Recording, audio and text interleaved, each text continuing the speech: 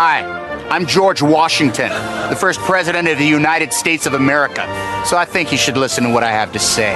The show you're about to see is called The Soul of Detroit. And it's the funniest thing since sliced bread, which I invented. You don't believe me? Oh, you think I'm too old because I discovered America and junk? Listen up, buddy. I've been around, so I know what I'm talking about. The three dudes in the show you're about to watch are committed to entertainment, just like I was committed to freeing the slaves and making pipes and stuff. You think I'm lying? I can't. That's my thing, no lies. Check the $1 bill, short stack. I was president. So keep your looking balls locked on the picture radio and prepare to get your nuts smashed. Since the beginning of time, mankind has searched for sanctuary from poverty, sickness, and war. Just recently, 3 young men found it. Welcome to Soul of Detroit. You asked interrogative questions out of my face. It's gone. What are you doing? What are you doing? That is not paid for by them. That is paid for by the people of Detroit. You might be qualified, ML. I'm not qualified for this job. Let me tell you something. You want to go right now? Okay? You want to go right now? Hey kids, it's your old pal ML Elric, and I want to start off with a program note about this week's introduction. Normally we try and pick something that we think is funny, that lends itself to the character of the show. This is the first time we've picked it because the person in the video that inspired us looks a lot like the guy who produced the introduction. I don't know if that's a compliment or not. It's separated at birth, Jack Black and Mark Really? Fellhauer. Really? You're like his svelte younger brother. Okay, I'll take it. Unfortunately, He's a much nice of the guy. comedy comes with his extra weight. He's a funny guy. He's a nice guy. Yeah, so you're skinnier and less funny. I'll take it. Okay, well, there you go. So good. We're starting off on a positive note. So, of course, Sean Windsor is here, who looks nothing like Jack Black and is not funny at all. So I guess we got nothing out of that. There's no reason for me to be here. No, it's good for you to be here because it referred to 3 guys in the intro. So, wait a minute. What about Matt? You got Matt.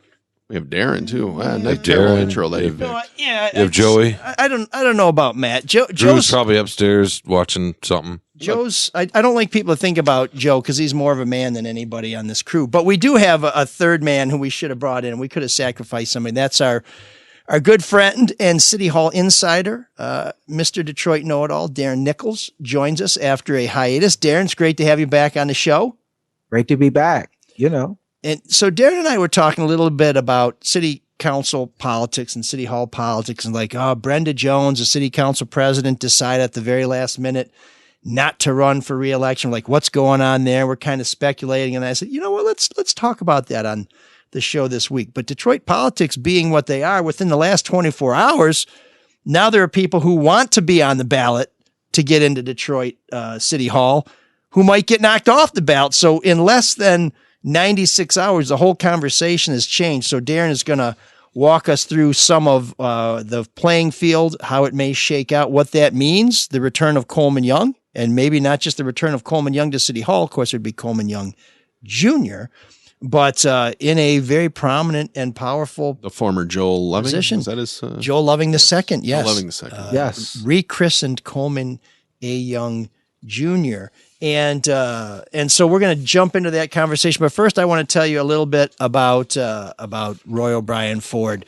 So while things are going crazy in Detroit City Hall and in politics in general, things for 75 years have always been steady at Roy O'Brien Ford. You can get on the right track to 9 Mile and Mac in St. Clair Shores to look for a new ride, get your car serviced. That means repairs, or maybe even just get a top-notch oil change to make sure that engine's always clicking just quite right. Roy O'Brien Ford is the place to go.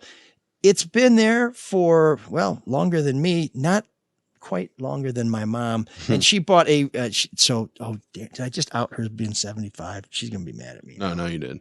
That means another beating. Well, that's the way it goes, but it's worth it for Roy O'Brien Ford because my mom bought a red Ford Focus wagon there and is still a satisfied customer over 110,000 miles later. There's cup holders in a vehicle like that. She uses them to hold wooden spoons, which she uses to mete out justice as she sees fit. Does she have a car seat in the back for you? There was a car seat in the back. Or a booster seat? No. Back when she was driving us around, she used this thing called an Iron Maiden. I guess they're for safety, but there's all these spikes on the inside. That was kind of weird. Like a bear trap. I guess so. Yeah, it was. She said it's just because she wanted to make sure that we were secure. Okay. And she said, "Don't worry about the incisions." But that's that's her deal. Roy O'Brien Ford always treats you right. They treat you with care, with graciousness, with hospitality. And if you go to royobrien.com, that's ROYOBRIN.com. ROYOBRO. Okay, I was going to do it a second time, so I do it better. ROYOBRIEN. Darren, you see, nothing's changed since the There you last time go. we saw you. Jesse will help you. He's your Yeah. virtual assistant. And we need all the help we can get. They will help you figure out what car you want, whether you want to lease it, buy it, finance it, maybe pay cash, find out what your trade-in is worth, apply for financing, and even when you've got that deal done, schedule delivery of your new ride.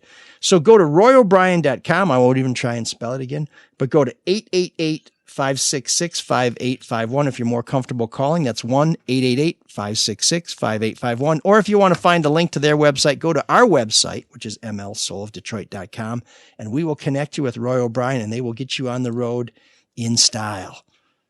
I want to get in that thing and just drive it right away. Do you mind? But I think the price limit on my Mother's Day gift just went up considerably. You think so? By the way, what was that noise? If any of our listeners can hear that, was that a dog fight outside? It was Lila, Drew's dog, barking. But I think the lawn service was coming too, so I had to close all the doors. Okay. Lila fights. So what happens when You you're in a like to basement? keep the doors open. When you're in a basement, that's what happens. You like the door open, so to featherweight speak. The back door, especially. Whew, I thought we were going to try and keep it. I'll take it. We're going to try and keep it sophisticated this week, but it's always these Oh, guys. you can take shots at me, but Sean can't. No, I said you were funny. All right, just okay. not very. But see, I said svelte. I know how it works. That's I've been talking about his calves for a year and a half, so I don't. Yes, you have. I mean, that should give me a little bit of leeway, a little runway. so to speak. Embarrassingly flattered. boy. Darren, once again, save us from ourselves here. What do you make of this? Just to set the issue up. Mayor Mike Duggan, who got knocked off the ballot in 2013 and had to run as a write-in and successfully was elected as a write-in, is now being challenged for his ability to stay on the ballot. And Janae Ayers, who is one of our at-large city councilwomen, who I think a lot of people had penciled in as a potential city council president. Now she's facing a challenge that may keep her off the ballot. What the hell is going on, man? We're used to city council being crazy, but not before people get to city council.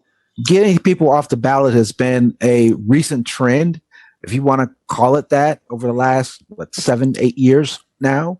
I mean, they went after John Conyers for the same thing the last time he ran, and that has been the modus operandi, I guess, for Detroit City Council and other areas in Detroit. And Mike Duggan won, and so these kinds of challenges have seemed to come up in most recent years, and this time it's reaching Janae Ayers, who they predicted, like most of us thought, could potentially be the city council president. But Detroit politics, as it is, they are finding a way to try to get her off the ballot. And so it will make a very interesting dynamic if she not only adds to the 4 people that have decided not to be on, not to run for Detroit City Council, because that means, you're going to have a completely new Detroit City Council with 5 new members, and that certainly would change the tone and tenor of what happens on the 13th floor. Well, Anthony Adams is challenging Mike Duggan right now, trying to get his name thrown off because of he challenged his paperwork that was filed. Are these legitimate challenges in your eyes, or is it just trying to find any way to discredit whoever they're running against? Is it in the spirit of the law? Some of it has been very legitimate. I will wait and see in terms of what happens with Mike Duggan. I was one of the people who was skeptical when it happened the first time, and it rang out to be true. But anytime you see Andrew Patterson's name on any kind of lawsuit, you have to realize that it comes with some political baggage behind it. And we'll wait and see if this turns into something that is significant or not. And I think there will be a judgment on it. And I think, ultimately, they will run the course with this. I mean, this is what they did in 2013 is they ran it all the way up the flagpole and got a decision by the courts on this. So it didn't stop with the Wayne County Board of Canvassers that looked at it and Janice Winfrey, who was supportive of what happened with her in 2013. And so I would expect that this would happen again. So there was going to be major change in city council regardless. We found out the very last minute, and we spoke about this a little bit last week on the show, that Raquel Castaneda Lopez, who I think was considered a pretty strong candidate to win a third term in Southwest Detroit, decided, I'll let people know at the very last minute, she was not going to run again, mainly so she could try and hand the office off to someone who she thinks would be a suitable replacement. Now, whether that person is going to win or not remains to be seen. But so that was a surprise. Everybody was waiting to see whether or not Brenda Jones would run again. There was a lot of feeling that she wouldn't. She's the city council president, a very, very prominent position, has been, for the most part, a strong working partner with the mayor. So we've had kind of peace on the 13th floor, which is where city council sits. The mayor's down on the 11th floor. And that was a last minute decision that I think kept a lot of people who might have run at large from running at large because they thought, I can't win if I'm going to run against Janae Ayers, who's an incumbent, and Brenda Jones, who's an incumbent. Right. I think there were people like Mary Sheffield, who I think would like to be mayor someday, who probably were saying it'd be really smart for me to run at large, but if I can't win that seat, then it's not that smart. There were people like me, frankly, who was trying to decide, am I going to run at large? Am I going to run in my district? And for me, I'm my neighborhood guy, so I wanted to represent my neighborhood rather than try and represent the whole city. So I was fine running in my district, but I think there are a lot of people who want to run for council who said, do I do it in my district? Do I do it at large? These last minute decisions kind of limited the field. Andre Spivey, who decided not to run for re-election in my district, was talking about running at large. And I have to believe one of the factors in his decision not to run at large was that everybody thought, or he thought Brenda Jones was going to run at large. So some formidable candidates stayed out of that race because they thought they knew who was going to run. Some of those people didn't. And then Janae Ayers is looking at getting knocked off. So now who could walk in there? Well, some of the names you might recognize who are running at large are Coleman Young Jr., who last ran citywide for mayor in 2017, did not do particularly well, but sometimes people are more willing to give you a shot if you're going to be one of 9 as opposed to the 1. Nicole Small, you may not recognize the name, but she is the vice chairwoman of the Detroit Charter Commission, which has been quite a contentious group, but is trying to bring about major change in the city of Detroit with some charter revisions. She's been elected citywide, so she's got some legs. She could really do this, and she probably has an apparatus and an organization that can get her elected. And then Mary Waters is one of the other names you might recognize, who last made headlines as the lady friend of Sam Riddle, who was implicated in a extortion bribery scheme out of Southfield that sent Sam away for a little while and caused Mary to take a plea. She's a former state representative, a super nice woman, but someone who's appeared on a lot of ballots. So, does that mean people are like, well, here she comes again? Or do people say, hey, there's Mary Waters. I think she'd be a good fit for this. Where do you see this all going, Darren? What I see sort of with Mary Waters is Detroiters have a very short memory. And so I don't really think that they will even remember what she did with Sam Riddle. And sorry, I brought that up, Mary.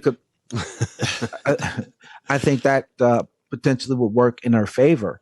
And so, that will happen. And you've mentioned the other two, Coleman Young Jr., who has run several times for office. His name is very familiar. I think it would help him as well as Nicole Small. So I think it makes it more of an intriguing race in terms of, the 2 or 3 spots that are in the at large. And so I think it'll be very intriguing to see what shakes out there. But again, we'll wait and see what happens with the challenge to Janine Ayers' ballots or signatures. The challenge to Duggan is sort of a technical one. It's that he needed to file a revised campaign finance report and the revisions weren't in. So he did file the report, and the challenge is basically saying when you sign an affidavit of identity, which every candidate in Michigan signs to get on the ballot, you declare that I have filed all my required paperwork. I don't owe any fines, and I don't have any outstanding campaign finance reports that have not been turned in. Duggan signed that. You sign that under penalty of perjury, a felony offense if you are found to be lying. Now, in my experience, I've busted a lot of public officials who have signed those knowing damn well it was a fraudulent thing and no one's ever prosecuted them. But in this case, Drew Patterson, who often works with Robert Davis, is going hard at Duggan. And Duggan claims, no, we filed the paperwork. This is a technical thing. And the only reason people are doing this is because it's the only way they can beat me. Actually, I should say Anthony Adams is kind of leading the charge against Duggan. But Janae Ayers has a slightly different problem where she filed her affidavit of identity and then a couple weeks later filed some campaign reports that had not been filed. And so I think the legal challenge to her, and in that case, Drew Patterson is the one who's making that noise legally. That may be a tougher case to make. Now, I think Mayor Duggan's done a pretty good job as mayor. I personally really like Janae as a person, and I think she's been a good council member. As a union guy, I think she's represented our union brothers and sisters very well, and she's from Unite Here 24, which is the union I belonged to when I was a beer vendor. Let's assume, so I hope that they will prevail, but let's assume they don't get on the ballot and don't get on the council. Darren, Coleman Young, who's a very dynamic presence, and Nicole Small, who's been a leader of what I think some people would consider to be a revolutionary movement in City Hall. If they get on the 13th floor, this sort of Tea Party that Duggan's been presiding over. I don't mean like the crazy Republican Tea Party. I mean like everybody's minding their manners and having watercress sandwiches. That's got to be over, right? Yeah. I think you go back to the days of the Kay Everetts and the split that was seen in the early 2000s with Sharon McPhail and things like that. So I think you get a more you'll have more of a city council that will be will hold the mayor more accountable, and there will be more of a split between the two branches of government. I don't necessarily think that that's a problem in terms of, because you need that a division of powers that goes on in the city and holds the mayor accountable. It depends upon the voices that are there, and they are able to bring substantive change to what's going on. But it certainly would be a very lively group, if I could say that. So why would Coleman Young and Mary Waters, why run for that at-large seat as opposed to, I mean, I know YML's running for his district, but why an at-large over a district? That just doesn't make sense to me. Well, you have more power. You can be the council president if you run at large, and they believe that their name, especially with Coleman Young Jr., his name he ran for mayor, and so he has a following throughout the city, and I believe Nicole Smalls would sort of believe the same thing, that they have the sort of name recognition to run at large, and that would be more helpful and more beneficial for their campaigns to be able to run at large. Why is President Brenda Jones stepping down? Like isn't that kind of a surprise? I mean, you guys are more tied in than I am. Yeah, I mean, it very much was a surprise. People sort of presumed that she was going to run again, and like Mike said, there were a lot of people who were making their decisions on whether on how they were going to run whether they were going to run in their district or at large based upon what Brenda Jones was going to do. And, in her statement, she said it was just time to leave. I think that she wants to, as she's shown, she wants to take on Rashida Tlaib again. And so maybe this is the time that she steps away to be able to take on Rashida Tlaib again. And so, we'll see what's next with her, and we'll be. I'm sure we'll be following exactly what happens with her. But again, she would have a great chance of joining the Wayne County Commission if that's where she wants to go. And so there are some other options for her in terms of the next steps in her political career if that's what she chooses. If you're in the world of politics and you're already the president of the city council, wouldn't you rather stay there than try to run for a House rep in Congress? I mean, do you guys have an opinion on that? I mean, you're already there. Is it that much more money? Is it that more prestigious to be a House rep? I think the money is about the same. I think it comes down to, I've done this for so long, and how much more can I do? And you're talking about with Brenda Jones, she's gone through, the consent agreement. She's gone through the emergency manager process. She's gone through 2 terms with Mayor Duggan. And I think in some sort of way, and I can't really speculate for her, but I would say in some sort of ways, it's very taxing for her to be able to handle all of this. And she's just a bit spent on what was going on in Detroit City Council. Yeah, and being council president, you have to deal with 8 other people. I mean, frankly, one of the problems that we've seen over the years with Detroit City Council is you have 9 people who think they're mayor. And so if you're city council president, you probably think you're mayor too. And then you got to deal with 8 other people who think they're mayor. The city council does not work like a typical legislative body. It's not like there's caucuses and I mean, everybody's from the same party. Everybody has their own notion of what they're doing, and the mayor has most of the power. Going to Congress, there actually is a significant amount more money. I think city council president gets like $95,000. I think a congressperson gets $175,000. Now, I don't think that Brenda Jones would be driven. You think that's an easier job? House rep? I think it's easier being a congressperson where you're one of 435 people and you're not really responsible for anything. You're responsible for, a smidgen of something happening. But as council president, there's expectations of what you're going to do. You got to manage 8 other people who figure they're smart or smarter than you are.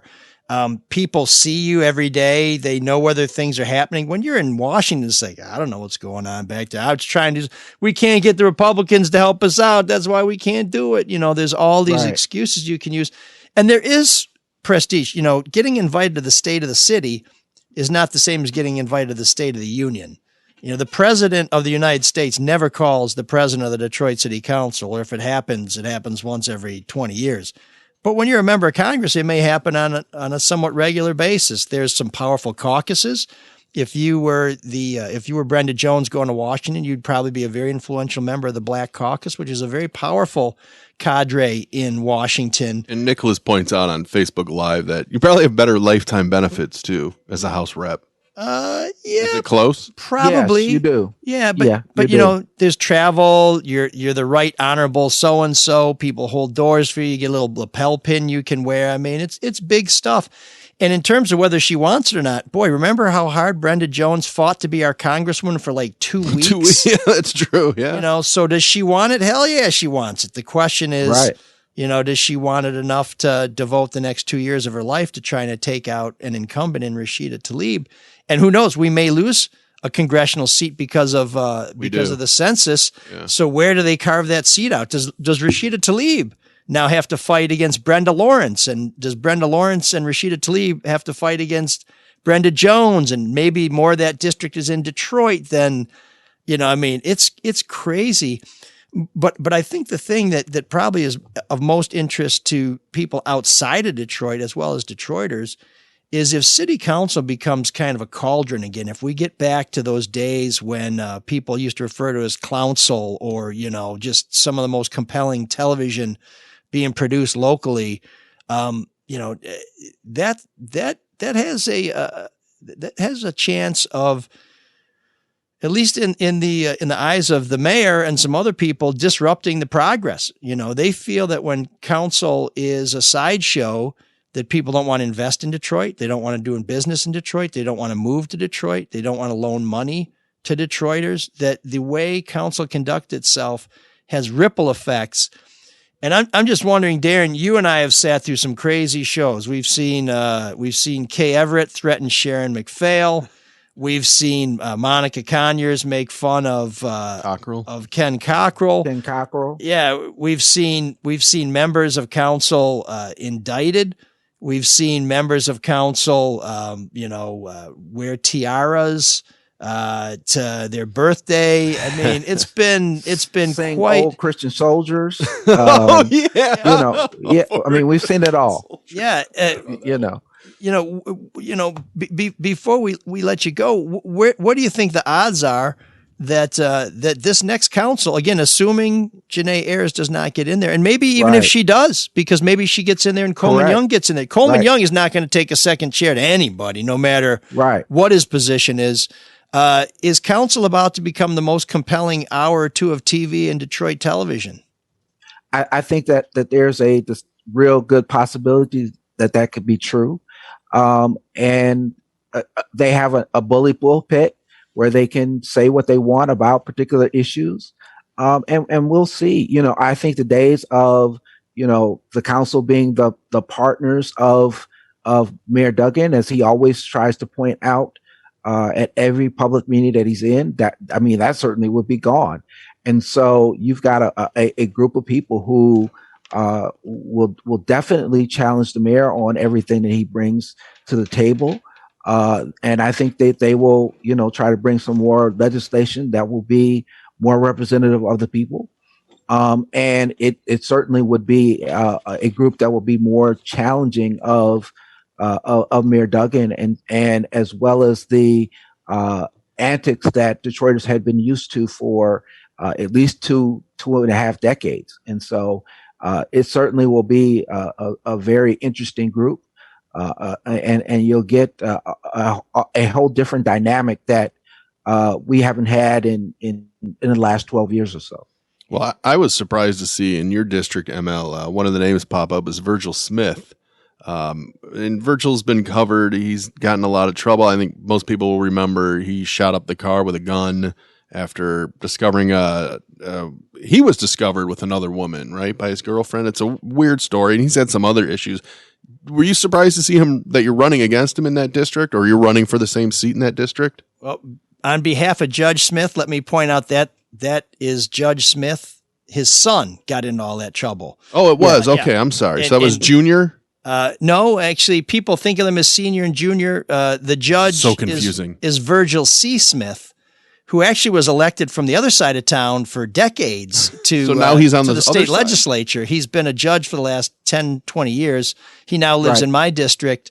His son, Virgil Kai Smith, was the state rep who got into trouble for all kinds of things and then got into all kinds of trouble. And he ran for city council too, didn't he? He did run for city council from the west side against George Cushingberry. So that was quite an interesting ticket. Did not make it, but there are people wondering if he's running through his father for election to District 4. Who knows? Really? We don't know. I mean, the judge has said he wants to serve the people now that he's hit retirement age for a judge, and I think we should take him at his word. Do you think that helps him or hurts him? Because I saw the name and applied it to his son, but then again, it's name recognition.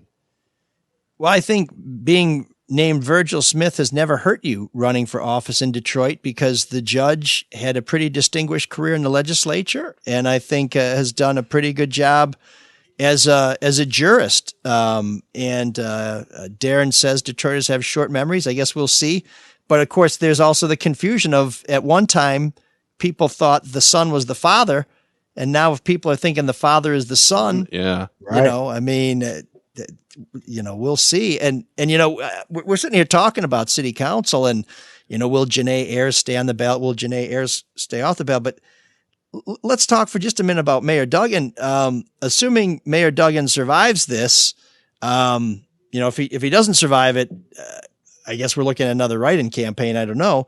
But if he does survive this, Darren, I'm wondering, do you think that this hurts Anthony Adams? Because I've been in situations before where somebody had some dirt on somebody, gave it to somebody else, they blew somebody up, and it blew both of them up. And the guy who basically said, hey, why don't you go tell everybody this Yang, walked away feeling pretty happy, whereas the whistleblower and the person who got the whistle blown on him both ended up, blown apart. Right. I think in this instance, you're going to expect a write-in campaign from Mike Duggan, and will it affect Anthony Adams? I think the constituency that would vote for Anthony Adams will stay there. I think whoever, I don't think that they will even try to draw the connection between the two, because Anthony Adams is going to appeal to this what we call the center of Detroit, the average Detroiter. And I think that he's not going to be, as much as he would love to have those people in Rosedale Park and Palmer Woods, the Palmer Park area. I think, as much as he wants to get them, on his side, they are more conservative and would vote for, Mike Duggan. And so, I think the core group of people, the same group of people who voted for Comey Young Jr. the last time around, are the same people who will be voting for potentially voting for Anthony Adams. So I don't think it really makes that much of a difference. Okay, so it's not a Wile E. Coyote move where you have the bomb from Acme and end up with your face blown off. Yeah, not this time. I think in other instances you may have happened, but I think this time around you have two distinct candidates that are going after voters in different areas. So. Okay. Well, Darren, thanks for joining us this morning. Darren Nichols, our City Hall insider, the guy who knows. Well, if he told us everything he knew, he might not live through the night. Yeah, dig up some dirt on ML.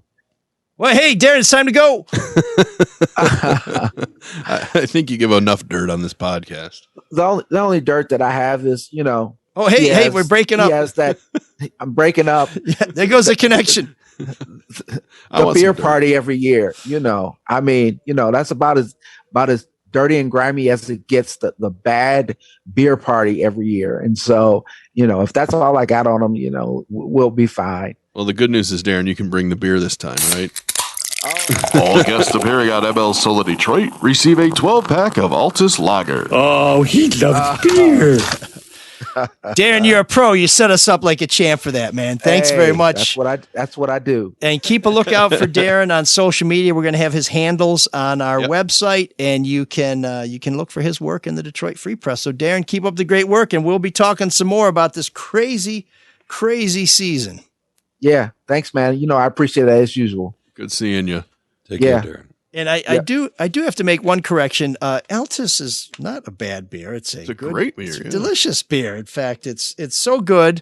That's why Darren needs to bring it. That's right. That I serve it proudly to people who I know I'm going to see again. So that says something right there. It is the Detroit original that is back. It's a tradition in Detroit that has been restored, locally brewed and owned. It is, it's available at bars now, which is good because the bars are open again. It's available at your corner store, at your grocery store, and pretty soon at some, we'll talk about that when it's time. But if you're trying to figure out where you can find it, go to altus.beer. That's ALTES.BE. 2 E's, R. What? Did you figure out how to spell beer? Well, I'm staring at this, we're on Facebook Live, and I'm staring at this. You worked in television. No, I know, but I'm obsessed with the program monitor. No, but I'm staring at this glass of beer, and it just looks so good. All I'm thinking I think you were distracted. I'm just thinking, when are we done here? Because I want to get me a cold Altus. Anyways, Altus.beer. Some people say Altus. Some people say Altus. I just say get some. Beautiful. Am I a bad person? Because as you're talking about city council and some of the characters that have been in there, I kind of miss those days because I probably paid attention more to Detroit City Council when all that stuff was going on. Does that make me a bad person? No, I mean, I think for wanting the circus back. I think you're probably no worse than the Sean? people who miss Donald Trump because we don't have Oh, half no, a that was dozen too much crazy noise. tweets every day. That was too much noise. But, there have been different incarnations on city council. Kay Everett, who could be an extremely disruptive force, but also very charming. When the votes came down, she tended to vote with the administration. She was very much an establishment vote, but boy, oh boy, did she put up quite a fuss before she handed that vote over to the mayor. When you got to Sharon McPhail, that wasn't always the case. When you got to Monica Conyers, who knew what the hell she was going to do, except possibly Sam Riddle. And I don't know if I've told you guys this before, but on the day Monica Conyers took her plea on her public corruption charge, Sam Riddle and I were meeting for breakfast at the former Detroit House of Breakfast, which is a great spot on Woodward. And we were talking about just, kind of catching up, reporter and source.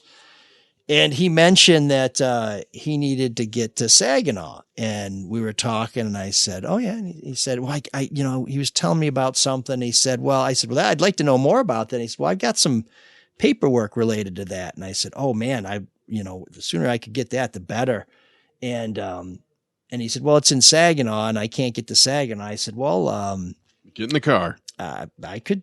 I knew that was coming. Could drive it to Saginaw. Why couldn't Sam Riddle get to Saginaw? So he didn't ever have a car. He was really, yeah.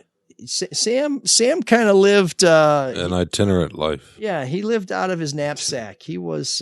Speaking of which, Detroit's guest. Is there a place I can put the pillow? I was asleep for the last 30 minutes. Wow. Oh yeah, no, that wasn't Darren. That was you. By the way, you. Here's hey, Darren. We got an update on Ann Arbor city politics. Like, we're all rich and high. Next. Here's a sincere question. You seem to know a lot about the city council. Are you running for office or something? Sean, it's funny. That's pretty impressive. Well, if you're paying attention the last half hour, you would know. Yeah, it's funny that you ask because the answer to that question can be found at ml4detroit.com. That's ml4detroit.com. I love it. I love it when Sean shits on the show that he's on. For those of you watching us on Facebook Live, it's a Letterman trick, isn't it? I know. If you'd care to donate, I'll very soon be sending out these custom-made thank you cards. Oh, he's holding one up to the camera right now. The inside has nothing, but it will have a personal note to you, and on the back it has our cool logo and all that stuff. ML4Detroit.com. Our logo was designed by a graduate of the College of Creative Studies in downtown Detroit. But so, let's get back to that update in Ann Arbor. Spoiled rich kids from New York are still getting high. I got to tell you, that is naked. If you think Detroit City Council is wacky, the Ann Arbor City Council is really wacky. They're too much alike. Oh God, Ann Arbor's. There's a little bit. There's some money there, but it's a lot of money. It's not a burb. It's a. It's community gritty. with. It's rough and tumble. My wife grew up on the east side of Ann Arbor, which is still pretty working class over there. 1 of 9, 2-bedroom home, little bungalow. That neighborhood is more or less the same. Yep. Yeah. There's professors next door. Downtown is pretty expensive. Ann Arbor's not Birmingham, though. Yes, it is, but Ann Arbor's not Birmingham. Yeah, I heard not they had. Ann Arbor I grew up in. You know what an Ann Arbor drive-by is? That's where the DoorDash doesn't hit your porch just right. So yeah, East Side Ann Arbor. Hilarious. Watch yourself. I mean, that's where it does hit the. Hilarious. Keep your head down. Don't they say in Ann Arbor snitches get PhDs? Isn't that one of the things they say? Is that what it was? Okay, you were swinging and missing a lot. I'll tell you, I thought the show may have been a little dry, but now that we're getting to Sean's input, we're it's a news desert here in. Darren's still here. I know Darren. I didn't know you were still here, Darren. There's Darren. Yeah. What were you gonna say? I said, they're not scared. You're from the east side of Ann Arbor. No, you don't want to romanticize that kind of thing, right? Well, Kay Everett. You just want to acknowledge that. Kay Everett told Sharon McPhail she was going to come at her from the east side. From the east side, and then you had Hanson Clark, who said he wasn't scared, because he was from the east side of Detroit. That's right. That's why he said he didn't need police bodyguards. And of course, Kay Everett knows how nasty the east side could get because her son died trying to torch a house on the east side. One thing I will say about it, one thing that's changed about Ann Arbor, and I've been there on and off since the 80s, is if you work like I used to work at a place called the Fleetwood Diner. I was a shorter to cook. Love it. That's gone. No, it's still there. I love these So cooking you could stories. afford to This is good work in a stuff. place like that and live there. You can't do that anymore, and that's what's really changed there, and that's You too know what bad. I blame? Birkenstock inflation. You used to just wear sandals. Now you got to get those fancy ones that are, made out of coffee filters and stuff. Well, speaking of the city council, they limit where you can build and all that, so that jacks up the price. And there's some issues, but a lot of folks that work in that kind of industry now live in Ypsilanti or further out in surrounding communities. Chelsea, Dexter, Saline. Yeah, those are riveting places. Scioto Township. Oh, wow. Yeah. Whew, thank God we're getting into some interesting. Sean, thanks for taking us here. I could go up to South Lyon. How about Whitmore Lake? That's just a stone's throw north. Oh my God. The geography of the Ann Arbor metropolitan area. Brighton, up toward your kind of people in Howell. My kind of people in how? What would that be? People going to the outlet mall? Well, no, hunters. No. There's no hunters in my family. Not that there's anything wrong with hunting. But Are you saying they tell bad jokes in Howell? Is that what you're saying? Oh, no. I'd like to learn how to hunt quail. just if we want to do the here's where my folks came from. Detroit. Springwells, Logan Street. Been there since like 1920. My great grandfather built a house on Algonquin on my grandmother's side just before the Depression. So we got East Side, we got Southwest Detroit. And other than that, they were on the west side of Ireland. That's where grandma came from. So that's really nice. Sometimes I feel like no Howell. It's been Detroit or other countries for us. I feel like I'm part of a propaganda machine. You know what I mean? These days. That's just the truth.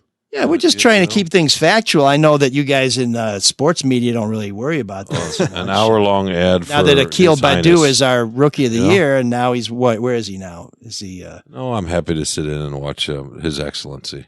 I have a fact for you. Oh, yes, please. When it comes to your hair, it's time to get back into your normal routine. So let Lady James. Why are you looking at me? I don't have any. Well, I just wanted to see if you appreciated that segue because it wasn't the best. It's beautiful. Lady Jane's going to help you look and feel like a king. Get to Lady Jane's in Grand Blanc. That's a new one on Saginaw Road, just south of Hill Road, next to AutoZone. Let one of their talented stylists give you an award-winning haircut, invigorating shampoo, and of course the hot lather neck shave, hot towel treatment. It's only $16. Don't procrastinate. Give your hair looking its best. Get to Lady Jane's Haircuts for Men today. This one is on Saginaw Road, just south of Hill Road, next to AutoZone. Lady Jane's in Grand Blanc. It's wicked awesome, and of course you can go online and find the one closest to you. Oh man, the geeks have inherited the earth. Did I do that? What a dork. Does him wanting to play with us again mean that he's turning into a geek, or we're turning into cool guys? So we talked a little bit about Law and Order at the top of the show, people being knocked off the ballot for what may be considered nitpicky reasons. I guess it sort of depends. Do you want to hold people to the letter of the law, or are you more concerned about intent? Did they mean to violate the law, or is the law, and if you don't know it, you suffer the consequences? Those will be key questions as we try and resolve who will end up standing for election in Detroit and throughout the state, for that matter. The mayor of Pontiac was thrown off the ballot. Wait. Is this an intro to something? He's getting It was, but I got interrupted. If you read your rundown, you would know where he's going. Yeah. Sort of. We just spent the last 10 minutes rehashing the east side of Ann Arbor. I thought that was 2 or 3 minutes, but by all means, double down in the first half an hour of the show. Go ahead. Hey, what's the name of that gang from the east side of Ann Arbor? Is it Phi Beta Kappa? Is that the tough gang? Oh, just regular working class folks. You're not I heard what bragging they about said. any kind. We're going to key your ass with know what our I mean? Phi Beta Kappa key. Can't you just say they're working class folks over there? And that's a good thing. And no, they're fine, but this is the soul of Detroit. This isn't the soul of Washtenaw County. Really, where are we right now? We are in West Detroit. Okay. We're just across 8 Mile. Okay. And some. Soul of Detroit. Okay. Yeah, go ahead. Don't let me get in the way. This is the soul of Detroit in the same way that you are a contributor to the show. So those are parallel constructions. I'll let you work that out. Like I said at the top, I don't really need to be here. Boy, we did a whole show devoted to Sean, and this is how we get paid back. This is outrageous. At any rate, Mocking my my pathetic proclivities. Thank you. What? No. we weren't even talking about your proclivities. They are disgusting, and they take a whole show, but I just don't know if people should be subjected to that. No, I don't want to subject them to it. But no, get to your geek of the week. So I have a tracker on Sean's car. I will just tell you that since the last time we discussed this, he's been to the Rite Aid 7 times in the last 7 days. Mr. Milk Dud. No, That's okay. Unfortunately, I have not, but I was there last night. They testify against themselves every time if you can just get them on camera. Anyway, I was going to mention that the mayor of Taylor, the mayor of Pontiac, and some other people are also being kicked off the ballot on technicalities. And whether you believe that's right or not, we're going to see how that plays out. But I will bring to your attention what I think is a true injustice that happened in Cleveland County, Oklahoma, where the prosecutor brought embezzlement of rented property charges against Karen Scarborough Davis in 2000 for the grand theft of a video cassette of Sabrina, the Teenage Witch. Karen claims she doesn't remember renting the video, which is valued at $58.59. I had to put the decimal point in there in case you thought it was like $5,800 because this is obviously an artifact from a bygone era. But she rented this video from the Movie Place in Norman, which, by the way, doesn't exist. Closed in 2008. Yeah. Davis found out about the charge recently when she got married and tried to change her name on her driver's license. They said, "Madam, you are wanted." And she said, "I know, I just got married." They said, No. You're wanted by John Law. And she said, "I thought I was going to have a heart attack." And since she's from Oklahoma, she may have said, "Sean, can you say, I thought I was going to have a heart attack?" I have family in Oklahoma. How about that? Oh, my Lord. So no support, no she joke said support. it like Sean was going to say it, only in a more masculine way. Anyways, this was cleared up when the current prosecutor said that better anyway. We don't want to pursue this.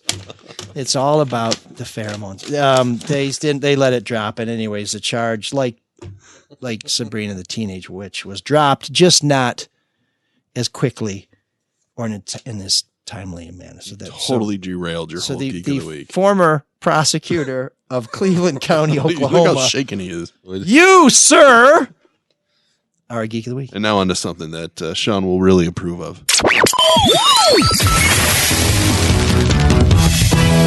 Your kids are soft. I don't care for that guy. Me neither. Too soft. Shot to the heart, and you're too late, darling. You give Jokes. a bad name.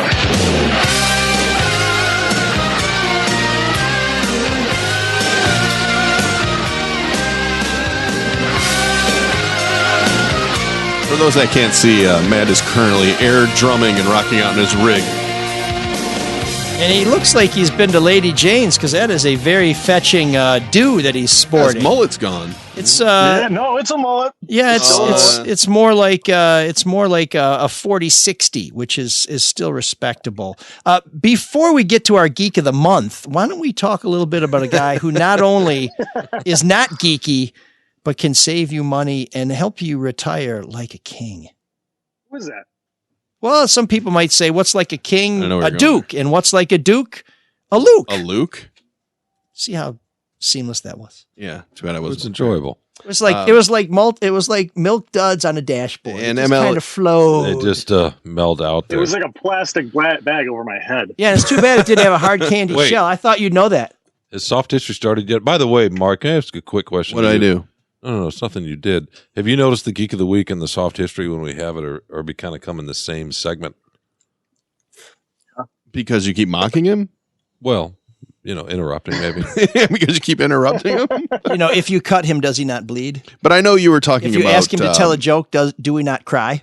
Does your blood coagulate? ML was alluding to our good buddy Luke Nowacki, were you not? Yes, because with Luke, we have a relationship that is built on trust. Yes, and he is at Pinnacle Wealth, 248-66... Go ahead, sorry. No, you're not. You're not sorry. During the read, Sean, great.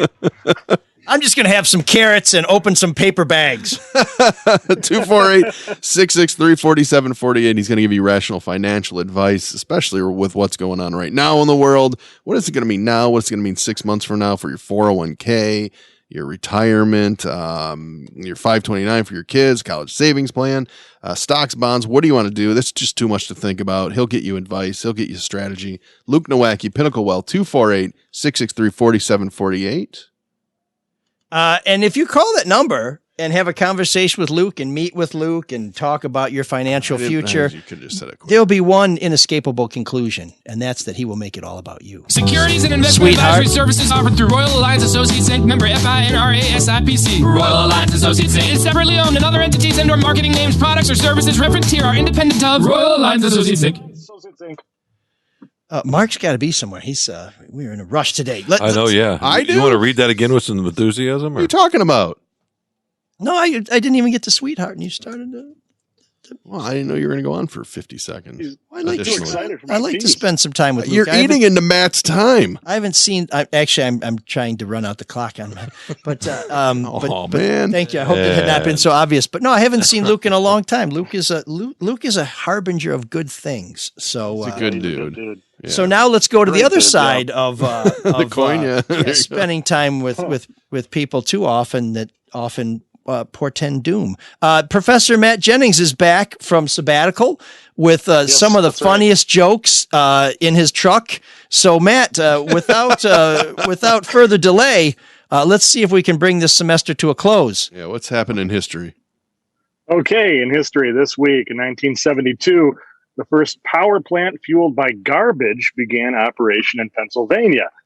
And today it's producing more energy than ever before, because now it's powered by modern trash, like Facebook, Twitter, and the Oscars. Hey, I like that one. No, thanks. I can tell by your laughter. I kind of... Thank you. You know what I mean. It was good. It was cute. That was originally supposed to say Facebook, Twitter, and the No Filter Sports program, but they messed that up. Oscars are pretty garbage too. I don't want to shoot myself in the foot. You want to quit while you're ahead? Well, I'm a whole body, but let's go on. In 1979, while fishing, President Jimmy Carter was attacked by a crazed rabbit. Years later, he said, "The only other time I was terrorized by a hair that wild, it was sticking out of the ass of the Ayatollah Khomeini." That wild hair up the Ayatollah's ass was our support of the Shah of Iran, which of course led to a protracted hostage situation. Oh, I love it when jokes get explained. Quick sidebar. Yes. A daughter of one of the more prominent hostages. Oh boy! Once here we go. Hired me to write an article for Playboy magazine. It was going to be my only chance to get my picture in Playboy magazine, but at the last minute, her boss decided that he didn't want that story, and so they used something else. I love how you just made the whole Iran hostage situation about yourself. I'm trying to fit the Iran hostage situation, Playboy magazine, and my story about Joe Zeta, the Ponzi schemer who ripped off Sergei Fedorov. I wanted to bring it all in to support Matt's joke. But, but I guess now you're bringing Zeta in, so that's new too. I'm sorry. Jimmy Carter was in Playboy. He had an interview in Playboy. He had a heart full of lust. Look at that. Matt and I working together. Yes. This is tag team teaching. This is what they do at most of the daycare centers in America. And Sean not affected one bit. All right, bring it on home, Matt. Okay, Matt's sweating under the pressure. Yeah, I think we should put a popcorn seat on his chair next week. A what? All right. You know, popcorning, when you put an airbag on the seat and then he goes flying through the roof. I think it would have no effect on him. Probably not. He's just so stoic. Are those the kind of hijinks you get up to when you're not painting windows at the butchery and other fine establishments there on in Sylvan Lake? Yes, sir. That's all I do. Okay. Okay, and finally, in 1992, McDonald's opened in China. Everything about it seemed new and exciting except for the drive-thru, which had already been developed by the McTank at Tiananmen Square.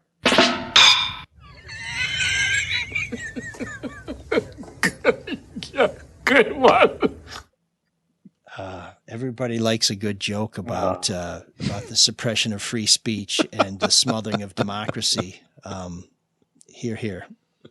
I'm sure everybody's happy to have me back. Look at Sean. Sean is clearly he's just. It's nice to see you, man. You too. Oh my God, your eyes aren't dilated. That's great.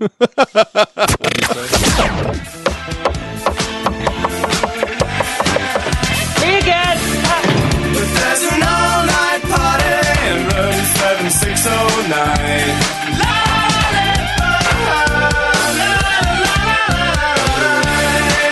And you can dance the time.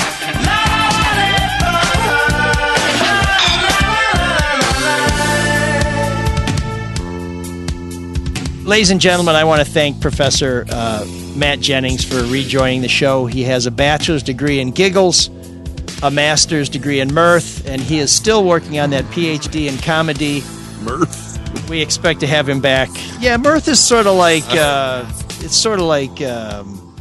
how the Queen laughs at a fart, you know, so like behind a white glove. It's not really a guffaw, but we're working our way up to guffaws with the professor. So it's good, dude. Good to have him back. And there's another guy who we're always happy to have with us. He's with us every week because his deal never changes. It's always it's not really funny, but it'll bring a smile to your And face. who's that? That would be David Hall, who has been a sponsor not only of this show, but of all the shows on the Red Shovel Network, along with Luke Nowacki.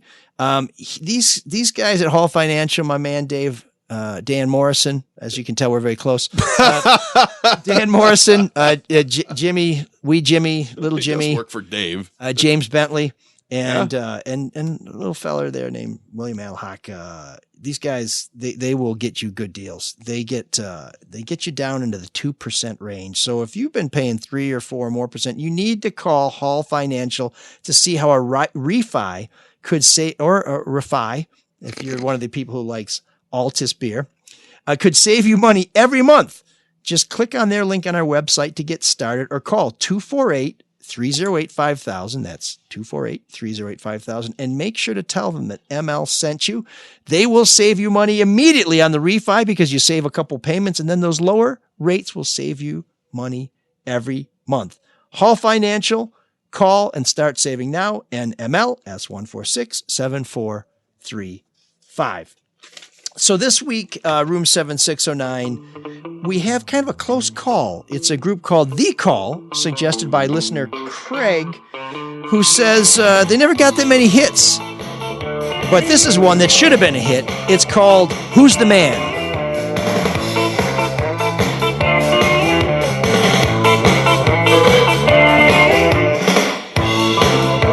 There's a crisis in the making. There's an undertone of fear. But I say it's you I'm following. Relax. I know I should be here. Oh, oh, oh. It's a question of deliverance. Oh, oh, oh. It's a state of being healed. Oh, oh, oh. I feel this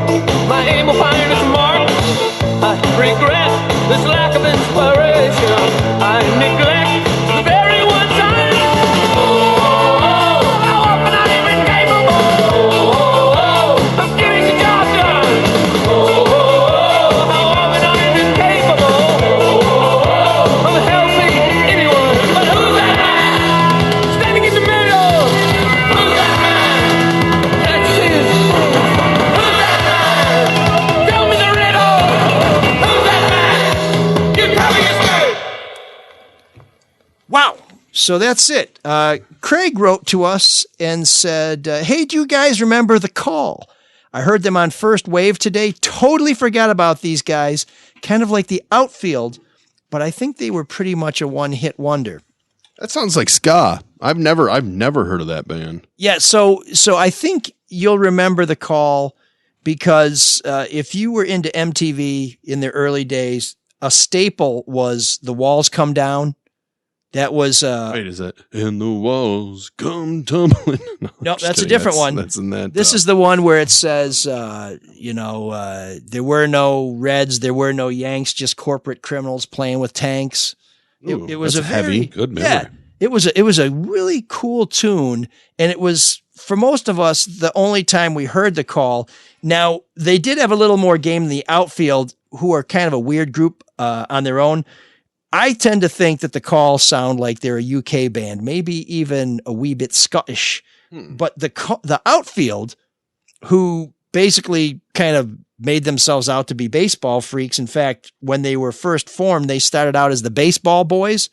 They were British, nothing to do with America. The Call, the lead singer's from Oklahoma, and they formed in Santa Cruz, California. So very much an American band, but they did have more hits than The Walls Come Down. In fact, they had a number 1 hit single called Let the Day Begin. I was just reading about it, and you know why it was number 1, right? Because of Al Gore. Yep. So, he used it as his campaign theme. What it should have been was Let the Count Re-Begin, and he might have been president, but that's the way it worked out for old Al Gore.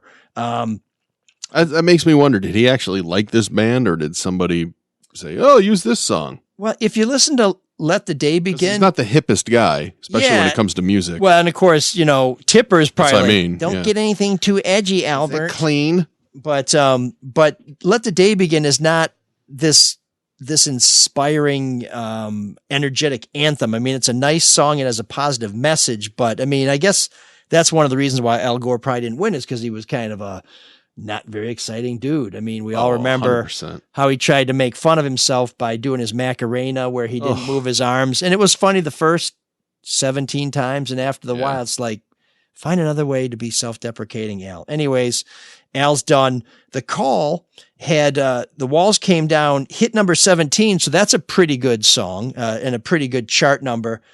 But the one that you might remember, but you wouldn't know it was by them, was I Still Believe, which was covered by Tim Capello in The Lost Boys. Now, if you remember The Lost Boys, which was a great 80s movie, Kiefer Sutherland's a vampire. Jason Patrick is trying to save his family. The great Diane Weiss. The great Diane Weiss, who was almost turned into a vampire by a guy who grew up in Grosse Pointe. Great character actor, that guy. What's his name? Edward Herman, I believe. There you go. He played FDR many times. Great actor. Robert Redford knocked him out in the Great Waldo Pepper because he couldn't rescue him from a biplane. The two Coreys were in that, right? Or They was were. it just, yeah. Sidebar: my buddy Spiff rented an apartment that at one time was rented by one of the Coreys. Oh, nice. So anyway, nice. This will be a good time, by the way, to relay a message from upstairs. I just came down. Oh, okay. What's up? Drew wanted to know if we were done. That sounds like. Well, he probably wonders why you keep going up there. So sounds like I did. I said, I'm sorry. I have the bladder of a sounds like Chihuahua. your honeymoon all over again. Anyways, and the pipes of one too. Did you know different inflection? But anyways, I Still Believe was played by the very muscled guy with the ponytail, playing a saxophone at the vampire party in The Lost Boys. So if you remember it from The Lost Boys, I encourage you to listen to the Call version because it's outstanding. Tim Capello is the guy that performed it, and he was the saxophonist for Tina Turner. Oh, okay. And the lead singer, and it looks like a bodybuilder as well. I mean, this is fast. I always find out, like, I've never heard of this band, and just reading on them real quick. Michael Biehn is the main guy. That's the right. main singer. B-E-N. Yeah, and he passed away in 2010 of a heart attack while at a rock festival where he was the sound guy for his son's band, and his son's band is Black Rebel Motorcycle Club, who had a few hits. So Did they? See, but he died working for his son while on tour, which is just kind of horrifying. Well, if you're a rocker, what better way to die than with your Working. son on a rock tour? Yeah, that's true. I mean, you always have the silver lining. Yeah, well, I mean, it's I'd rather not die, but if you can go out on your own terms. But he was only 60. An underrated group, but I would say that I other than the fact that they were on MTV in the early days, they didn't feel like a classic new wave band to me. But that's why I picked out Who's That Man, because it has that ska raga feel that really has sort of that sort of madness new wave feel to it. So that's the call. A great suggestion by one of our listeners, Craig. We appreciate your suggestions for Room 7609, where we find the hidden gems that were done by the new wave bands you love so much, or we find a band that you really didn't know that much about, but after you heard about them, you say to yourself, guys, I missed that one, but thank you so much for bringing me into the. Do they whisper it like that? Probably because they're a little ashamed they weren't as cool to know them when they were out there. You know, like I knew the walls came down. I was that cool. But what's the next segment? It's you hate this show. Sean's going to review this show and give it 1 star. But the thing is, but I love both of you. Actually, that's the problem. So I'm conflicted. If you do hate the show like Sean and you do a review, give it 5 stars and then just rip it to shreds. I wouldn't be able to do it. I wouldn't be able to be. That's objective. the conundrum of Sean is he'll say, he's like, the show would be immeasurably better if they could just get rid of that one lunker, that Sean Windsor, who always brings him down. And then he'd publish it, and then he'd come in the next week. He's like, boys, I think I'm in trouble. The critics are out to get me. I'm like, you wrote it. Say, I know. I shouldn't have done that. And then he'll sort of just kind of pass out in a little sorbet and milk dud. Sorbet. I love the show that's right there on that side of the studio. We're now off camera, so this is the audio download. I love the Mark and Mike part of the show, not so much the small Matt me part. No, Matt's great too. Oh, Matt's great. Okay, not so much me. That's really. What about Darren? Yeah, Darren. All of our guests. The fact that Drew's So the you like everything overlord but yourself. upstairs, the little show dog or whatever that dog is up there. That's I'm concerned about your self part of the self-worth. I'm worried about you. I mean, the mailman who comes up and down. I parked next to the mailman today when I came in. He's a better part of the show. Yeah. Oh man. I mean, than me. So if we were an indigenous people, you would be on an ice floe, or you'd go out to go get the polar bear and see if you could just end it. Yeah, I've been watching too much Swedish TV. I think maybe said no one ever. Oh yeah, we could. It's called the Scandi Noir, right? It's all bleak and. Well, you can say the first part of the sentence, but you can't say at the end of it because nobody knows what the hell you're talking about. The bridge. You just said it's bleak. It's uplifting. It's the bridge, Smilla's sense of snow. About a murder that takes place on the bridge that connects Malmo and Copenhagen, and the cops and whatever. It's really uplifting. Go ahead. Matt Jennings, are you still there? Matt, can you lighten the mood a little bit? No, he's gone. Okay. No, what's the next segment? I'm really excited to hear. It's about what's going on with Sean. Yeah, I've just kind of lost my will to live. So I thought it was about the donors, and this is where Mark gets to step in. If you lost your will to leave, that'll probably lift Sean up a little bit. Yeah, well, because it's bleak. Okay, unbridgeable chasm aside, unlike the bridge between Malmo and Stockholm or Copenhagen. Copenhagen. See, I was listening. It's not Copenhagen. You don't say it that. Could be. They say shop. I can't even pronounce that. Is that how they pronounce it on the west side of Ann Arbor? They say shop. Copenhagen. Shop. Did you get all the umlauts in there? They don't do the G that way, but what's that? Yeah, duh. Come on, man. Yeah, sorry about that. Boy, okay. Be more xenophobic. Robert, you may want your $10 back, but you can't have it. But we do appreciate your note that said, keep up the stories about public service that only you can tell and the music. Thanks. Yeah, I'll second that. And just perfectly timed to crash Sean's pity party. Kristen makes her regular contribution. Kristen is the bedrock of this show. But this time, I think for the first time, she's included a personal message. She says, I enjoyed the House of Windsor episode. It really was the best one yet. Thanks, Chris. So, Sean, that's funny. Just for Kristen's sake, Don't go anywhere. We need the dough. Thank you, Chris. Yeah, we're gonna keep you around for another month. Mark, how people show their affection for Sean or other issues of the day? Maybe drop off some antidepressants to the house. I'll make sure Sean gets them. Or you can go on mlsolodetroit.com, click on the donate button. And donate away. And if you leave a message, as you can tell, we'll be happy to share that. You can also buy our merchandise, which is super groovy. Go to the drewandmikestore.com. You will find bargains. We still have some hockey jerseys left. Our long sleeve t-shirts are restocked. Our hoodies are restocked. Everything you wanted that you couldn't find is back, even though Teebs bought like 33 sweatshirts. So if you're somewhere around Romeo and you run into like a really good looking bunch of people, you know that they are fans of the Soul of Detroit. So we certainly appreciate that. It supports the show and you look pretty damn good. Mm-hmm. We appreciate if you would subscribe to the show, share it, rate it, and of course, love it. Next week is our 100th episode. Wow. So we have a special show planned. I'm confident that those plans will fall through and we'll just do the regular crap, but tune in next week because it could be something to remember. I don't even know what it is. In the meantime, going to be us?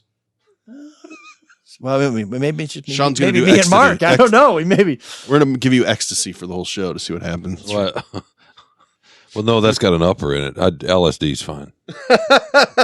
Okay, spoken like a guy who used to hang out with the flaming flamingos. Well, if you want to go with the whole Ann Arbor hippie thing, then mushrooms, right? The rabid flamingos. Who are your flamingos? What? The dancing hyenas. The pink flamingos. The pink No, who was it that I only have eyes for you, which is true. I do.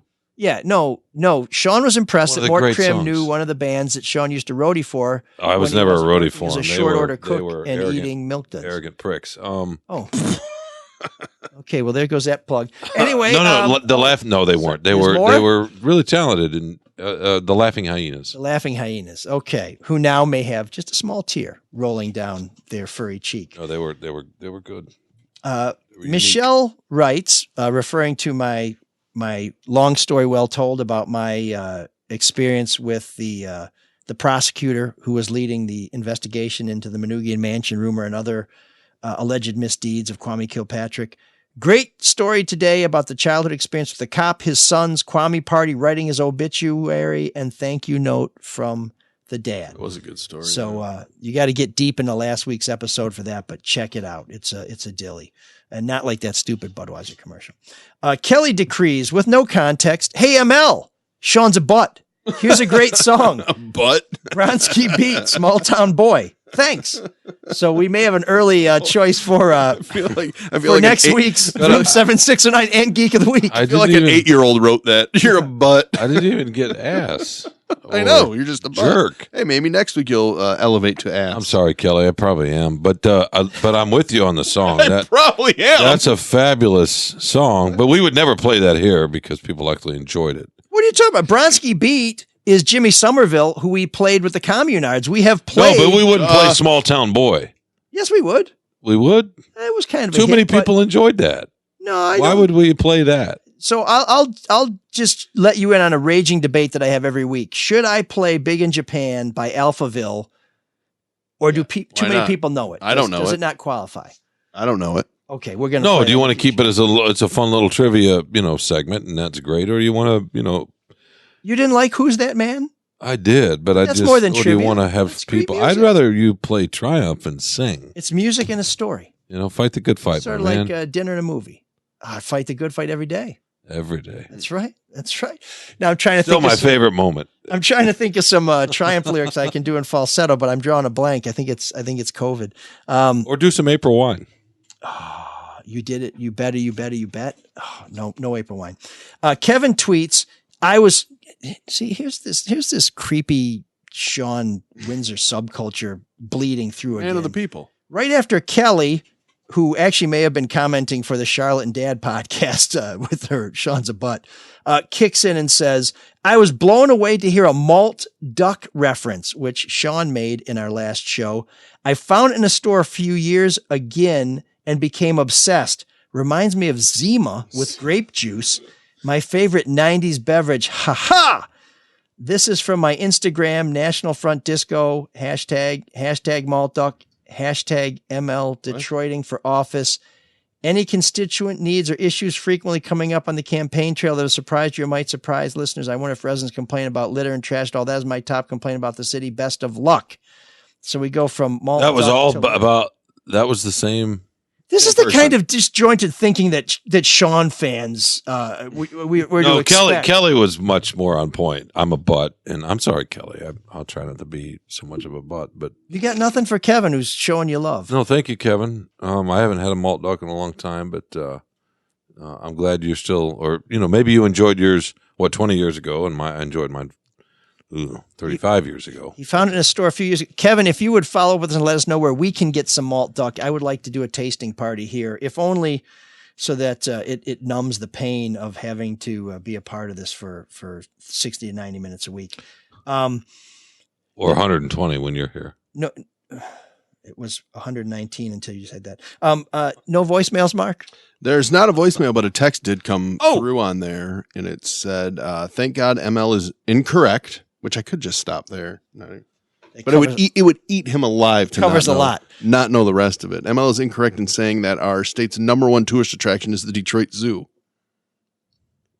Is this a cliffhanger? He said that made, I just wanted to see if you'd respond. That made Michigan sound so pathetic, I had to verify. By draw, the zoo doesn't even make the top 10. The attractions above it aren't that much better, but at least the zoo isn't near number one. What's number one? The Uniroyal? I don't know. Is that really a tourist attraction? No, the it's Uniroyal tire? It is one of the coolest things in Michigan, though. Can you see this monitor over here, Mark? Can you? I can see that one, yeah. He has a different one. So the light here, and I don't know, we're off Facebook right now, so our listeners can't see this. Yeah, so this is But the light coming down on my dome, it makes it look like I'm about to be pulled up into a fucking UFO. You know what's funny? I forgot to change that. Just like one thing fine. I forgot to do today. I noticed it very early on. I was mad at myself. No, I don't deserve I try to make you look the best I can. Both zoos and I try to. That's not going to happen the way I look. Look at me. You knock it off. I said the best you can.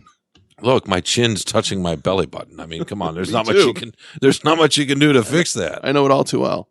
Are you Googling the top tourist attractions? Oh, No. I was just trying to mark how deep it was in the show before Sean dropped an F-bomb. I thought we might miss it. But, looks like we got there just in time. As he says, like your little like sensitive the ears singer all of a sudden. for Triumph may have said.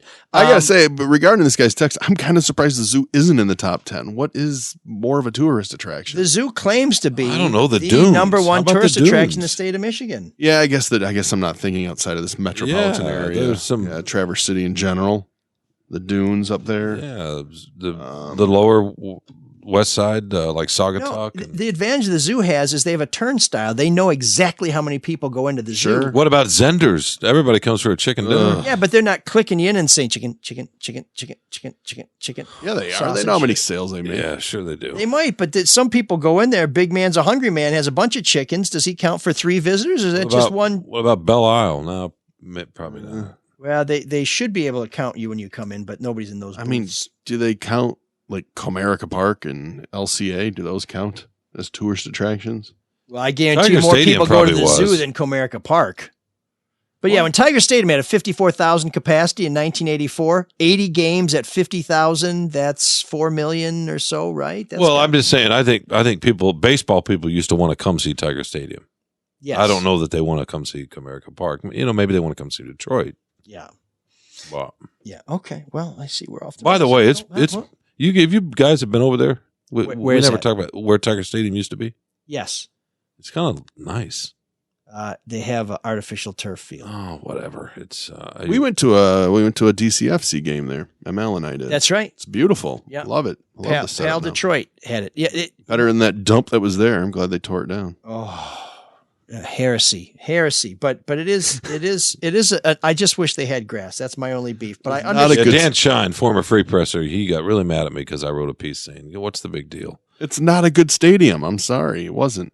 Tiger Stadium? No, they were talking about for the youth fields that are there from the Police Athletic League, right? Oh yeah. They put artificial turf awesome. Yeah, instead of grass, and there were a bunch of Tiger fans that wanted grass there as sort of an homage to the. I don't know, the same reasons you keep your grandmother on the mantle. Grass. I don't get it. Right. Baseball should be played on grass. It should, but According it's not to like you. 70s carpet that was in the Astrodome. It's or in it tore your knees out. just before they tore down Three Rivers Stadium in Pittsburgh, the outfield actually had bulges where the carpet was bunching up. I mean, I kept thinking 100-year-old Ricky Henderson's going to kill himself running down a fly ball. The Red Stadium had that. I mean, that was not the Expos up in Montreal. Teresa was excited. She got on the scoreboard at the Exposition Stadium in Montreal. I said, "There's so few people here. Everyone's going to get on the scoreboard." It's That's not funny. That big a deal. And Don't take her source of pride away by diminishing it. My wife is just the opposite. She was on the board with my boys 10, 15 years ago in Toronto. They came up. We took the train up, and she was horrified that she was on the board. Yeah, I would not want to be. She didn't want to be on the board at all. I don't blame her. What was the show where the guy was on the board? George Costanza, when he got on the scoreboard, he's stuffing his face, and everybody was making fun of him afterwards. At Wimbledon, wasn't? Or no, it was at the U.S. Open. Yes, I think it was at the ice cream. Yes. Yeah.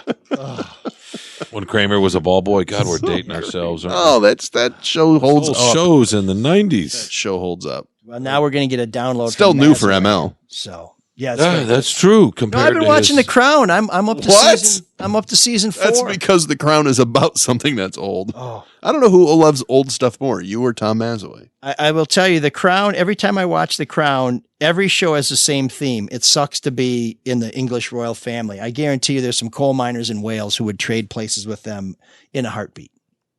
Sure. Doesn't mean it's all tea and crumpets. And yes, there's probably a few people on the east side of Ann Arbor who would trade places with them in a heartbeat. Just to escape the abject poverty and hopelessness that they confront on a daily basis. So I'm saying to you that Ann Arbor is an actual whole town with different kinds of neighborhoods, including housing projects actually right around the corner from where I live. Yeah. But that's where the grad assistants live. But they just redid them. They're really nice. But yes, thanks for undercutting yourself there. No. But I'm just saying Ann Arbor, but by no means is it. But it is not. I just don't know what we're doing. It's not Troy. You know what I mean? It's not a homogenous. There's anything wrong with Troy. There's nothing wrong with Troy. I think it was a Troy following. Troy is just fine. All I'm saying is Ann Arbor's like Warren in the sense that it's a. There goes the people in Warren. Community. Wandering away. It's a town with a center. It's not just the university. This is no, but it has become way too expensive for those of you in Warren who are working folks. offended by Sean's comments. It's not really Sean. It's somebody using Adobe Selma Flare. I'm not complaining about Warren. I'm saying Warren's got some teeth to it. You know, it's the dental capital of the world, as a matter of fact. Right. The number one carnivorous attraction in Michigan. Great Chinese food in Warren. Well, as their mayor would say, Fuck that shit. There you go. See, that was the actual Sean. He's cursing and everything. And he's got a bad connection. So, that shit. Oh boy. So anyways, I can't even understand that. So that's when Fout said, fuck that shit. See, he just used the F word too. This is a, I think Kelly started this off by saying, I'm a butt. Yeah, Sorry. Kelly. Sorry, Well, this Kelly. is what you get when you go over an hour. Yeah. All hell breaks loose. The I wheels know. come off. I know. We But start is to a get interesting gateway late, insult, but I see. Anyways, campaign update, go to ml4detroit.com and you'll get all the updates. And you can even, if you want to donate, I'll be happy to send you a personal thank you card on our exclusive new groovy thank you cards. It's really cool. We just talked about The Crown. I like the first two seasons better than the latter. Really? Yeah. Okay. Well, probably because you knew less about that time, right? No, just because I thought it was interesting how they humanized Queen Elizabeth, and made me think of her in a way that I do not think about her now, which I thought. Yeah, no, I totally understand what you mean. I think the transition from, Claire Foy to Olivia Colman. No, I just mean becoming the queen, and that transition is really kind of interesting. I think Olivia Colman's kind of amazing, phenomenal. In a show called Broadchurch, which is a depressing, And another crime. Swedish. Oh, so it must be uplifting. British crime. David Tennant, great Scottish actor. Anyway, go Doctor ahead. Who. They tried to there you to go. do an There you American go. version. Do you purposely watch the most obscure shows you can find? These aren't really that obscure. Yeah. No, they tried to do an around here American they are. version. I don't think it caught on. No, it's like when they tried to do the American version of The Bridge. about Mexico and the. Oh, I watched that. It was terrible. It is, but the bridge, the original in Sweden and Denmark is fabulous. Okay. It's between Malmo and Copenhagen. Brone. I think it's called. Wait, you said okay, whatever. What's that? I thought it was between Malmo and Copenhagen. It is, but Brone is the Swedish or Danish for bridge. I don't know. Not that smart. I thought you were Mike watching the would show. know that. Oh, I watched it a year ago. You should know some Swedish by now. Talk. Thank you. Talk. Yeah. How about there? That's all I know. Thank you, and good night. That's enough talk out of you. If you're listening to this show before Saturday night, please visit stclareschool.net, stclareschool.net.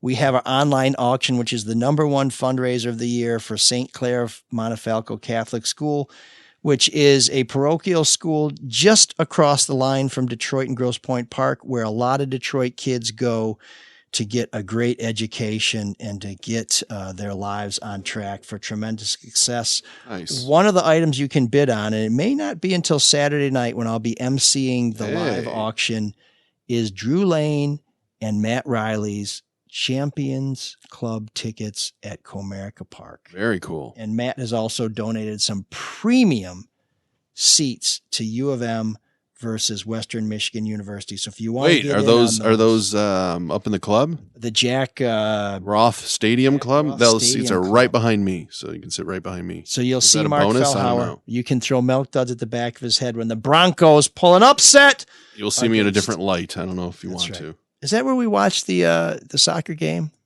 Barca. It was up there, but not in those seats. But yeah, Is that where we can find Cyrus? It's a pretty nice space. Oh dear. he's talking about a charity. No. But I thought it veered off into your football, Actually, which I would actually love to see you cheer. next That'd up be great. is what is Sean up to? This is Nothing. a shameless opportunity to plug your work at freep.com.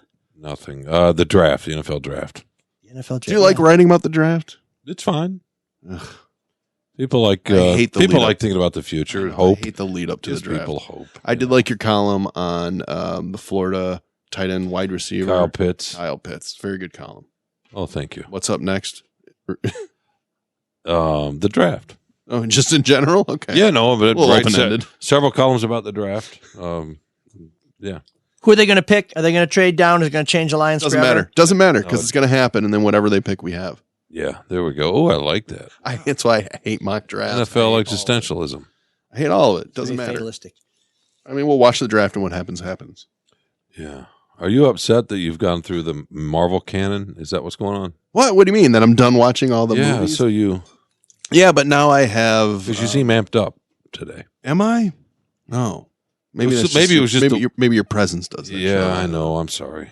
Forgive me. Pretend You had I'm a not Red here. Bull and Pop Rocks just before you got here. I'm not entirely done. I do have Falcon Winter Soldier left. Pretend I'm not here. And then I got to go back and do all the Luke Cages and What'd you like? Did you like Ragnarok? loved Ragnarok. I still think the two best are the Guardians of the Galaxy. Those are fun. And I loved Infinity War, and I loathed Endgame. You didn't like Endgame? You didn't No, like and here's I'll bring it back to the show because it made me think of MLL Rick thank God. while watching while watching that movie. And both of you guys, there's what's the saying when you have a story and you don't know what to do, and then the hand of God comes down? Isn't there a phrase for that? Deus ex machina. Deus ex machina. Because that's what I felt like Endgame was, where it's like, let's just get into time traveling, and then Captain Marvel in the end comes and saves the day. Spoiler alert. Do they ever get to the bottom of the barrel with those comics where you have something like Shemp the Incredibly Efficient Bus Boy? Or Well, that would be Hawkeye in my mind. I mean, the guy's totally pointless. is that I think. Is that the guy? Yes, Jeremy Renner. Yes, it is. Guardian? Yeah, great in Hurt Locker.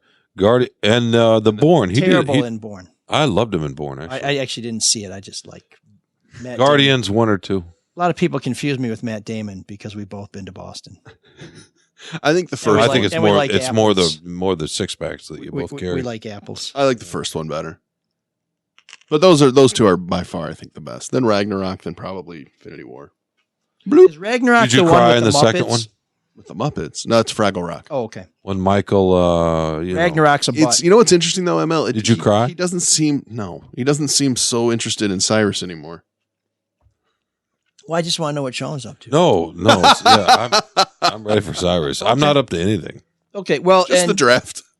Yeah, just the draft. Follow him at freep.com. Yeah, before maybe we a go, column on Mass. So we need to write about Mass again. The new LSU coach took to the podium yesterday. Did you guys see this? The female basketball Kim coach? Mulkey. She was the coach at Baylor, won 3 national championships, really successful. Takes the podium at Baton Rouge yesterday and rips her mask off. Yeah, she's not she doesn't really believe in COVID. Oh my God. Well, that's an improvement from the coaches who have been trying to rip the clothes off of co-eds. True. And then covered up by the AD. And now I guess isn't one of their football players in a lot of trouble for abusing women? And yes, he is. Not allowed back on campus. I can't think of his name right now. Geis. What do you got to do to be thrown off a team in the SEC? Anything Exactly. short of like murder. Unbelievable. There you go. Well, before we go, we just want to thank you if you listen to the audio download. We love it when you watch us live on Facebook or when you watch the replay on my Facebook page, ML Elric. And you can keep up to date with the show at Twitter at Elric. I certainly would appreciate if you'd follow me on social media. The campaign is ML4 Detroit on Twitter, Facebook, and Instagram. We'd appreciate you signing up for those. But most of all, we like to take this opportunity because we have a vast and influential audience to try and help out a couple of the smaller shows on the Shovel Network, the Red Shovel Network, a couple of the rump shows, people call them. Just a, sort of a fledgling little affair that just, I know they're going to get off the ground soon. The Charlie LaDuff's No BS News Hour. And a show that I'm less confident in their long-term success.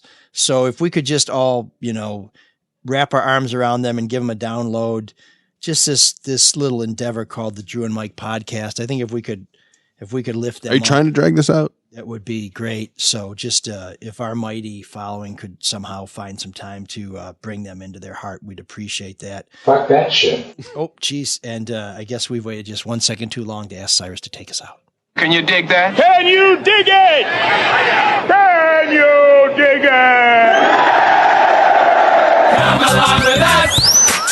Come along to Awesome Town. Come along with us and wipe away your frown. Roll call. ML. Mark. Sean. Come along with us. Come with us to Awesome Town. Give us all your trust and we won't let you down. My name's Mark, the brains of the group. If you have a problem, I can solve it for you. ML here, and I love a good sandwich. So if you have a sandwich, come roll with me. My name is Sean. Motherfucker, the sensitive one. Break your motherfucking face with the butt of my gun. Rip off your arms and break your legs with them. Spread your cheeks and stick my in them. Come along with us. Come with us to Awesome